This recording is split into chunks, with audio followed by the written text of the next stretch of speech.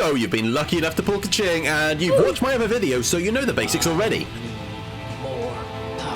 Well, you're in the right place to ascend your gameplay, as I've got 10 tips from over 100 hours of Keqing gameplay ready to share. Tip 1. Use charge attacks. I cover this in my main guide, and a lot of you should know this already, but it bears repeating as it is the most important Keqing tip I can give you.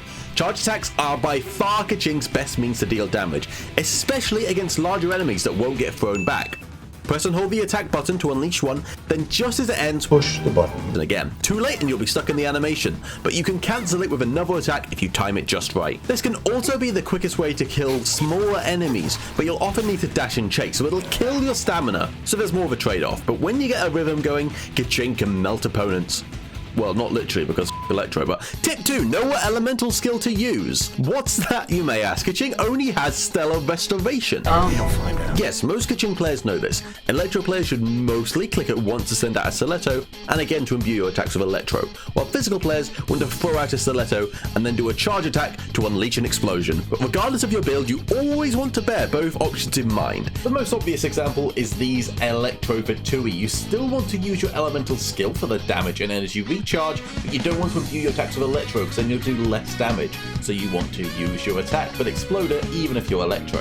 And likewise for physical builds, sometimes you just need to get somewhere ASAP and you're out of stamina, and it can be worthwhile the damage loss, or you can just switch out once you're there. Tip 3, elemental burst timing. For Electro, when both your elemental skill and burst are available, the most efficient use is to use your skill to release the Stiletto, then your elemental burst, then mash your elemental skill to use it as soon as possible. This means you don't have to worry about where to go once your ultimate ends, and the damage from the teleport can start contributing to your energy recharge immediately, while also benefiting from a 15% critical hit rate bonus. Additionally, the elemental skill starts recharging as soon as you throw out the Stiletto, so this way you can use the skill even sooner and have a higher uptime.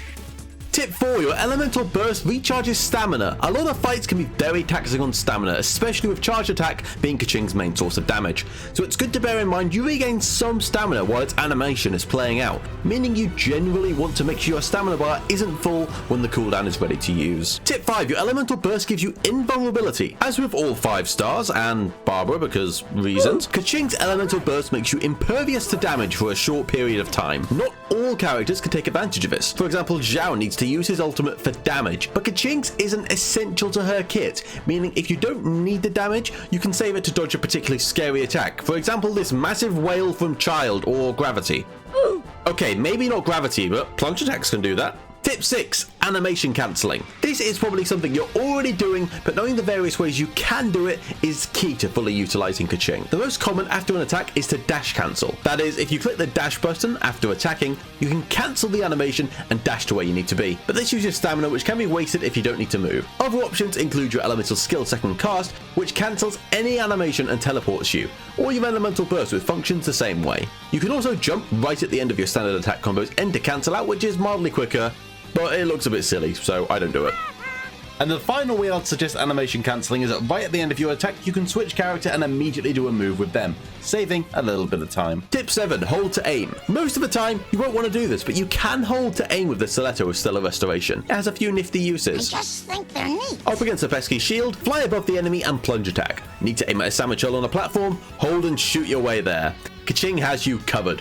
You rarely need to aim in combat, but taking the extra half second can be really helpful in a few situations. Tip 8, remember her critical hit rate. Everyone knows the golden ratio of 1 critical hit rate to 2 critical hit damage being ideal. But don't forget, from level 60 onwards, you get 15% critical hit for 8 seconds whenever you use your elemental burst. Given the burst only has a 12-second cooldown and it'll take 4 seconds to use your other character's abilities, this can basically have 100% uptime, meaning that you'll never want more than 85% critical hit rate on your Keqing. It also makes it easier to invest in critical damage. Tip 9, know your elemental skill limits. Stellar Restoration is great, I love it. It's my favorite ability in the game, but it can't do everything. It will teleport Keqing the skill's maximum range towards the target, which will always hit the target if you don't move. But if you run away first, you might find yourself coming short of hitting the target when you use the skill.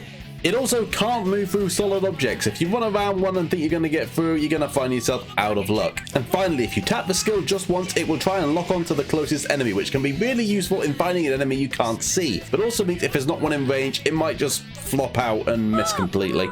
Tip 10. She's the best character for exploring the world. Keqing is naturally gifted on the battlefield, but she's actually one of the best characters in the entire game for exploration. You can skip entire puzzles with her elemental skill. Windy Zone? Nah. Item higher up? Nah. And beyond that, she's super efficient for climbing, saving you a ton of stamina while you can teleport off cliffs, and also regain your stamina while you're in the air a little bit. And that was my top 10 advanced tips for Keqing. Hopefully at least one of these was useful to you and can improve your gameplay. If it did, please let me know in the comments and leave a like on the video. It really helps out a lot. Subscribe if you like, and best of luck in your next pull.